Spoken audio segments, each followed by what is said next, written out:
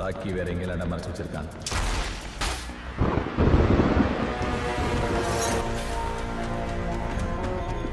எப்படி வந்துச்சு? சாரை வச்சிருக்கேன். எங்க? பாண்டிச்சேரி. 5 கோடி சரக்கு டாக்டர், அவனை பேச வைங்க ப்ளீஸ். எங்க சரக்கு ஒளிச்சு வச்சிருக்கேன்னு சொன்னானா? டேய் போலே டூமா டூமா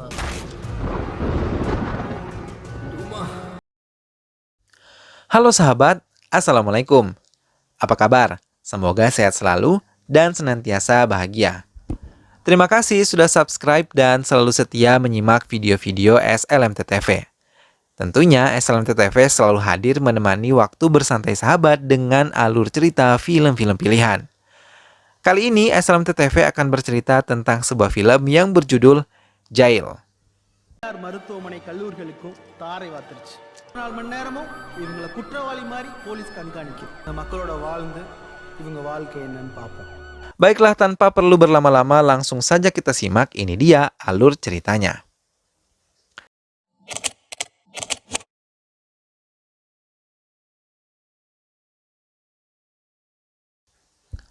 Tahun 2015.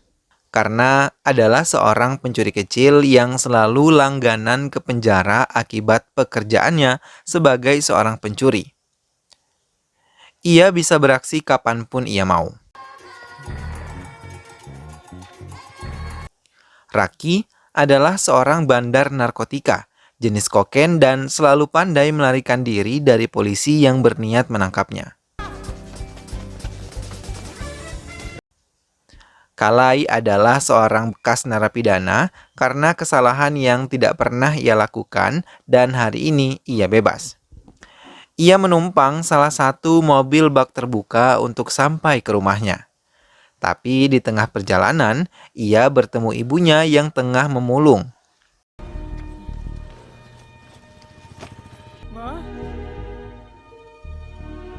Ia langsung memeluk ibunya, meluapkan rasa rindu. Begitupun juga dengan ibunya. Hingga mereka pulang bersama menuju rumah mereka di salah satu rumah susun di daerah tersebut. Karna dan Raki datang mengunjungi Kalai ketika tahu ia telah dibebaskan dari penjara. Mereka saling berpelukan. Karena sejak kecil mereka selalu bersahabat. Hingga saat ini persahabatan mereka terus terjalin erat. Perumal adalah salah satu polisi yang menguasai daerah Keverinagar. Tapi ia selalu menindas penduduknya dan menjadikan mereka tumbal untuk menambah pundi-pundi kekayaan dan membuat laporan palsu di pengadilan. Rosa Malar adalah pedagang nasi biryani yang biasa berjualan di depan rusun yang mereka tempati selama ini. Karena yang terus-menerus mengejar Rosa Malar, mencoba memberinya uang yang banyak untuk digunakan Rosa Malar sebagai uang pendidikan. Karena meminta Rosa Malar melanjutkan pendidikan yang sempat berhenti. Sementara Raki malah dipukul oleh kalian dan kelompoknya karena bertransaksi di wilayah mereka. Hingga kepala Raki mengalami luka-luka. Raki yang menceritakan kejadian tersebut kepada Karna beramai-ramai datang ke wilayah kalian. Mereka menuntut balas atas apa yang telah dilakukan mereka terhadap Raki.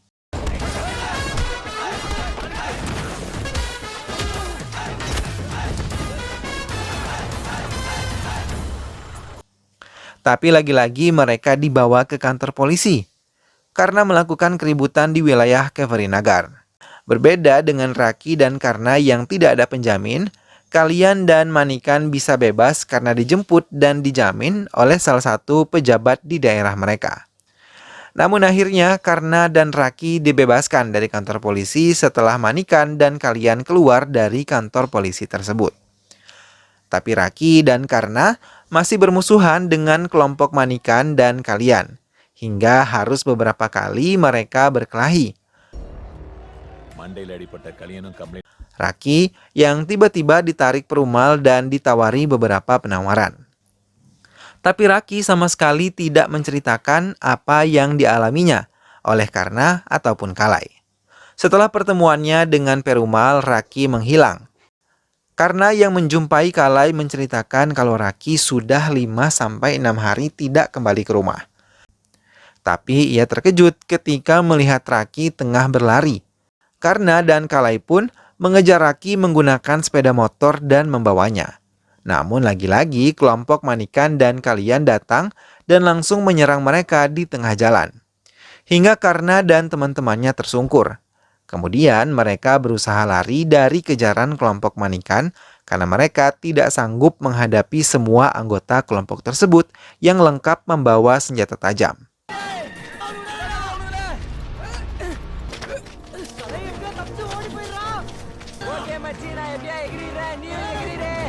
Namun saat mereka lengah, tiba-tiba Manikan datang dan langsung menikam dada Raki dengan pisau yang dibawanya.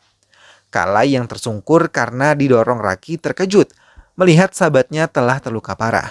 Tapi Kalai malah mengambil besi dan langsung menikamnya ke tubuh Manikan hingga Manikan pun jatuh tersungkur. Karna dan Kalai mendekati tubuh Raki yang terluka parah dan mereka sangat bersedih Raki tidak bisa diselamatkan. Raki hanya mengucapkan kata terakhirnya yaitu kelereng dan marmer. Kalai sangat bersedih karena Raki terluka dan tewas akibat menyelamatkan dirinya. Karena mengajak Kalai meninggalkan tempat tersebut dan kembali berlari. Sementara Perumal yang datang ke tempat kejadian segera mengambil HP Raki tanpa diketahui oleh polisi lain. Ia terus memeriksa HP Raki dengan hati-hati. Karna dan Kalai yang terus berlari mengistirahatkan diri mereka di sebuah tempat. Hingga akhirnya polisi menemukan persembunyian mereka dan membawa ke kantor polisi. Ibu Karna sudah menunggu di kantor polisi dengan raut wajah sedih. Karna dan Kalai dimintai beberapa keterangan setelah para polisi meminta Ibu Karna pulang. Polisi mulai memeriksa sidik jari yang menempel di besi yang telah digunakan untuk membunuh Manikan. Kalai sangat ketakutan hingga tubuhnya bergetar hebat karena sidik jarinya sesuai dengan sidik jari yang ada di barang bukti. Kalai kembali masuk penjara sementara Karna dibebaskan. Di luar kantor polisi, Ibu Karna masih menunggu. Melihat anaknya keluar dari penjara, ia segera menamparnya dan melampiaskan kekesalannya kepada putranya itu. Pemakaman Raki dilakukan di kampung mereka. Semua yang hadir sangat bersedih, apalagi Puspa, kakak perempuannya yang sangat terpukul melihat adiknya tewas terbunuh. Karena yang tidak sanggup melihat upacara kremasi sahabatnya, memilih ke penjara dan melihat Kalai. Ibu Kalai pun sangat sedih dan marah kepada Karna. Ia berpikir Karnalah penyebab Kalai kembali masuk penjara.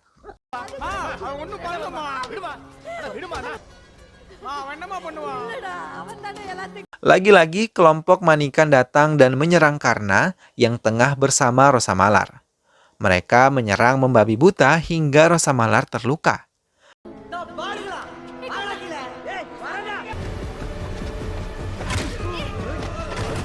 Kalian dan Karna akhirnya kembali berkelahi.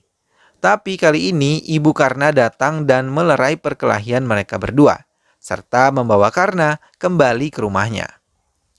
Karna yang mencoba membebaskan Kalai mencoba untuk meminta bantuan kepada pengacara.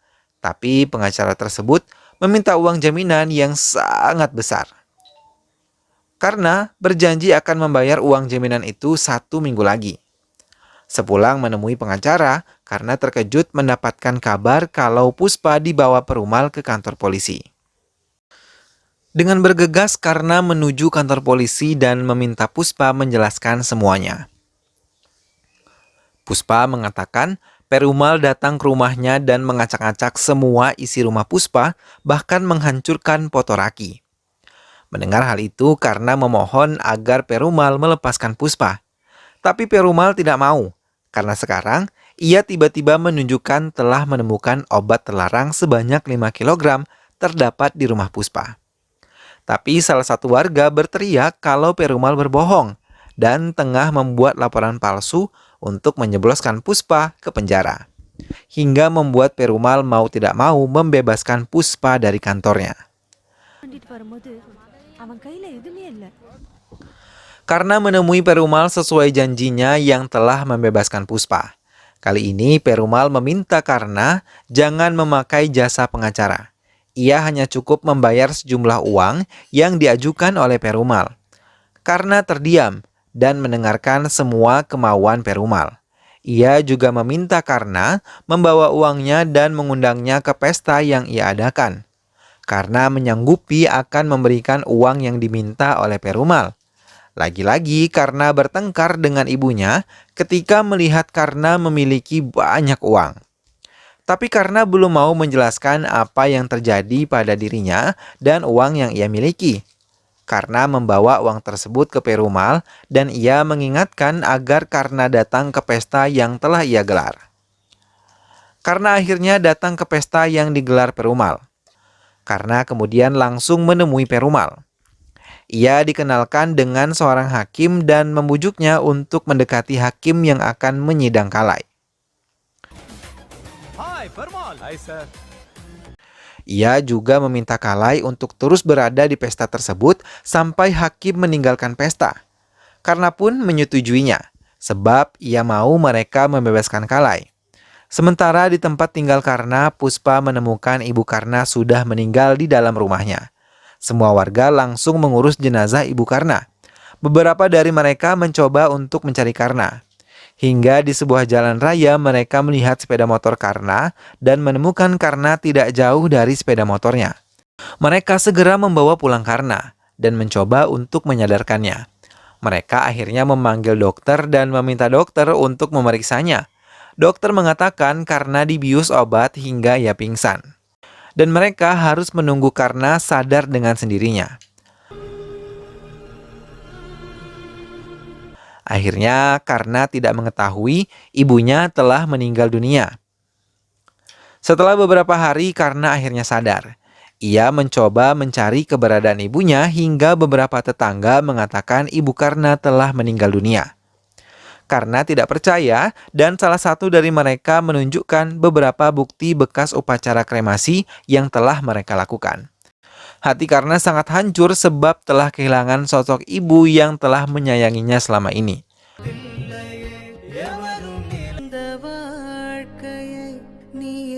Karna mengingat-ingat apa yang telah ia alami. Dari mulai di pesta Perumal hingga ia tidak sadarkan diri.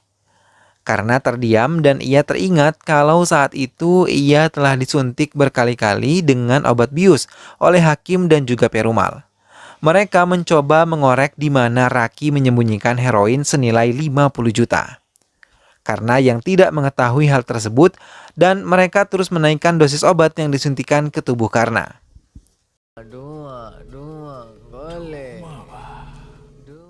Beberapa waktu kemudian Kalai dibebaskan dari penjara. Karna dengan senang hati menyambut kedatangannya. Kalai menjelaskan pada ibunya kalau ia bebas sebab Karna yang membebaskannya dan memeluk ayahnya yang selalu menunggu kedatangannya.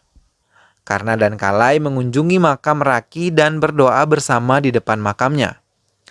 Kalai meminta Karna menceritakan bagaimana Karna bisa membebaskannya. Karna mengatakan semua ini adalah karena Raki. Ia mengatakan Perumal yang selalu mendesaknya menunjukkan di mana heroin disimpan oleh Raki. Akhirnya bisa ditemukan oleh Karna. Di salah satu tempat permainan mereka, kalau Raki menyembunyikan kelereng mereka.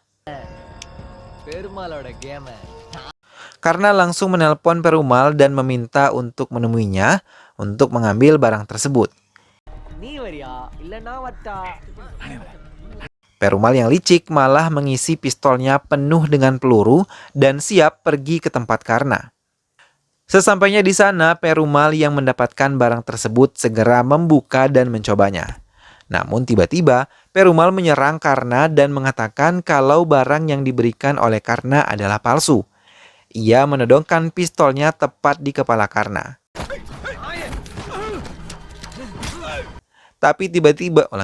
Tapi tiba-tiba beberapa orang bersenjata api datang langsung mendodongkan pistolnya kepada mereka. Orang-orang yang baru saja datang tersebut mengaku sebagai polisi yang bergerak di bidang narkotika, membuat Perumal membalikan fakta dan mengatakan ia sedang menangkap penjual heroin. Tapi mereka tidak terhasut oleh kebohongan Perumal. Karena yang telah melaporkan terlebih dahulu kepada mereka membuat mereka menangkap Perumal. Dan sebagai imbalannya karena meminta polisi-polisi tersebut membebaskan Kalai dari penjara. Mendengar hal itu, Kalai merasa sangat senang dan bangga memiliki sahabat seperti Karna dan juga Raki. Tapi mereka terkejut ketika tiba-tiba Perumal muncul di hadapan mereka dan langsung menodongkan pistol ke arah Karna. Mereka mencoba melawan Perumal, tapi Karna berhasil ditembak. Perumal pun akhirnya tersungkur. Ia meminta Kalai meninggalkan tempat itu sebab tidak mau sahabatnya kembali terlibat oleh Perumal. Kalai menolaknya, tapi Karna terus memohon dan akibatnya Kalai melangkahkan kakinya meninggalkan tempat tersebut.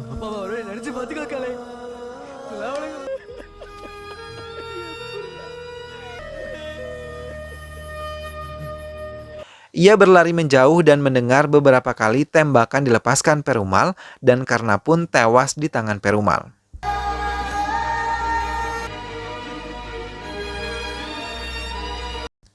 Kalai terus berlari sambil terus menangis sampai keesokan harinya ia melihat berita bahwa Karna ditemukan tewas ditembak oleh orang yang tidak dikenal. Kalai hanya bisa menangis karena ia tidak bisa mengatakan hal yang sebenarnya telah terjadi. Ia menyesal karena dirinya justru memilih untuk berlari, bukannya menyelamatkan temannya yang sedang membutuhkan bantuannya tersebut. Kini sahabat-sahabatnya pun telah meninggal dunia dan hanya tersisa dirinya sendiri di antara mereka. Ia pun menyesali bahwa sahabatnya mati karena kepengecutannya. Film pun selesai. Nah sahabat, itulah tadi alur cerita dari film Jail.